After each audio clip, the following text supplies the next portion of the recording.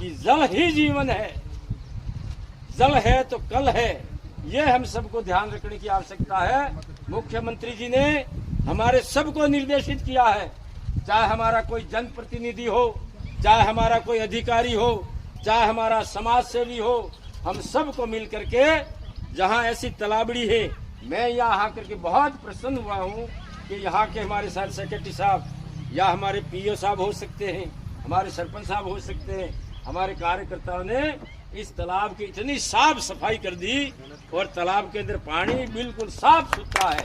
और मैं कहूँगा इस कार्यक्रम में हमारी इतनी सारी माता बहनें उपस्थित हुई है। आपका भाव राष्ट्र के प्रति है, देश के प्रति है और धर्म के प्रति भी है, गंगा मैया के प्रति आपका भाव है और ऐसा का ऐसा भाव हमारे सभी जनमानुष के प्रति आपका बना रहे, हम सब लोग इस मृत्यु लोक में सुख भोग सकते हैं। तो मैं ज्यादा कुछ भी नहीं कहूंगा, आप सभी इस कार्यक्रम में आए हो।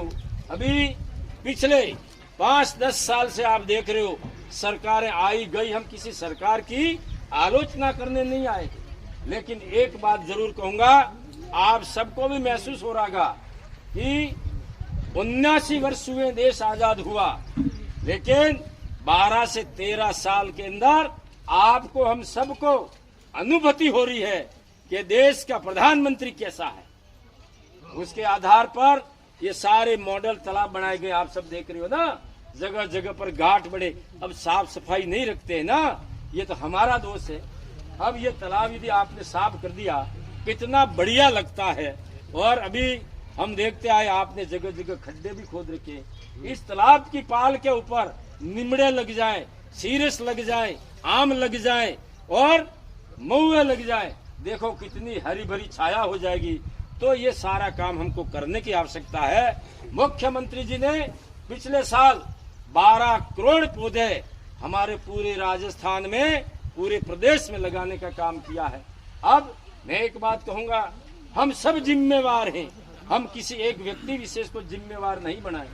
क्या हमारे अधिकारियों ने, क्या हमारे कर्मचारियों ने, हमारे जनप्रतिनिधियों ने आज क्या उन पौधों की देख रेख की है कि नहीं की है? क्या पौधा जीवित है या नहीं है? जीवित है तो उसको हम निंदाई गुड़ाई करके उसको पानी दे दो, 15 से 20 दिन में इंद्र महाराज बरसेंगे और वो पौधा जो है ना आपका जीवित हो जाएगा और 2 साल के अंदर पौधा हमारा बड़ा हो जाएगा। तीसरे साल तो उसकी सुरक्षा भी करने की आवश्यकता नहीं है। इसलिए अभी एक ही हमारे सबका लक्ष्य होना चाहिए, हम सब मिल करके पहला काम, हमारे तालाबों के जितने ओटे टूट गए हो, कहीं रिंगवाल टूट गई हो, कहीं हमें ओटा बांधने की आवश्यकता हो, तालाब बांधने की आवश्यकता हो, ये सारा हमारा जहाँ पर वहाँ का सेक्रेटरी होगा, वहाँ का एलडीसी होगा, सरपंच साहब होंगे, इनका दायित्व बनता है कि मेरी पंचायत के अंदर जो भी तालाब है उनको मैं ठीक सुरक्षित कर लो और बारिश के टाइम में वो सारे तालाब हमारे भर के लबालब हो जाए।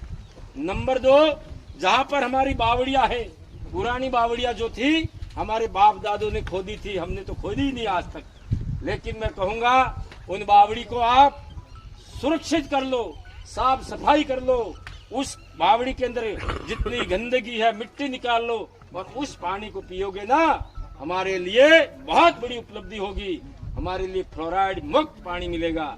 इसलिए आप हम सबको सोचने की आवश्यकता है कि हम फ्लोराइड मुक्त पानी पिए ताकि घुटने दर्द नहीं करें, हमारा शरीर टेढ़ा मेढ़ा ना हो। तो इन सारी बातों का, पेयजल का हमको ध्यान रखने की आवश्यकता है। दूसरी बात बताऊं, अभी पौधों के बारे में अनिल जी ने एक बात बताई,